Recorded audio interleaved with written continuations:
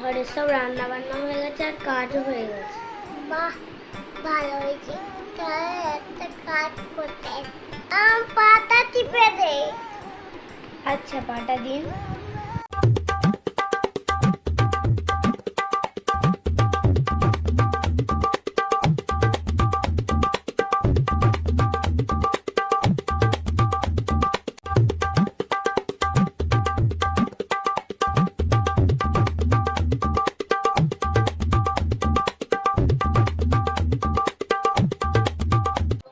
अब तू गया बेटा, अब तू गया, देख तेरी পা টিপতে টিপতে ঘুমাতে মজা দেখাচ্ছি।